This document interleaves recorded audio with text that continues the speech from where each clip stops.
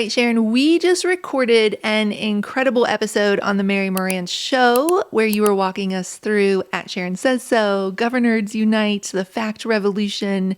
Everybody should make sure you go listen to the full episode right now on the MaryMarantzShow.com. We have that linked below. But I wanted to grab you for just one more bonus question over here for our YouTube subscribers. And that is, you recently shared an Instagram post where you shared that a son of yours was running for office, and you had some very specific advice to him about what he should and should not do. So just talk about that a little bit. I think what I said to him was, I will be having none of this. And it was really just kind of an encouragement to where are my other millennial Gen X moms who are interested in raising a generation of children in which poor behavior is no longer tolerated in the public sphere. Yeah. Like if you want to be on your university senate, great. If you want to run for Congress someday, super. But I will not be having any of the following things. Like there will be no women who come forward and complain about something you did in the way that you treated them. There will be no scandals in which you have stolen money or lied under oath or, any of the terrible behavior you see from politicians on whatever end of the spectrum. We're having none of that. Yeah. And if I do hear about it, let me just tell you what's going to happen. It's not shouldn't be afraid of CNN. Don't be afraid of journalists. You should be afraid of your mom.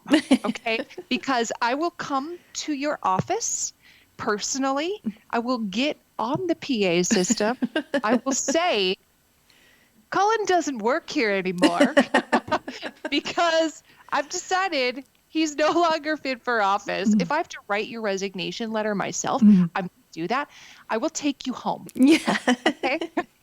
We need some moms who are like, I'm going to take you home now. Yeah. Like, you don't get it. We're going home. I'm tired of the bad behavior. And I just have decided from the get-go, listen, you're going to go away to college. Great. But here's what's not going to happen when you're away at college. Because mom is not here to play. Yeah. I love that. You say in the post too, you say something like, McMahons are winners, but we are not cheaters. And if you have to win by cheating, it does not count.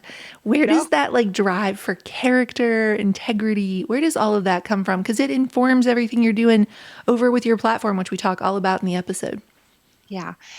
It's just something that's so important to my husband and I. We have what we call McMahon moral imperatives in our households of these are some of our McMahon moral imperatives. And one of them, of course, is that you play to win, but you better play fair. We're not going to arrive at the game and be like, yeah, whatever, we give up.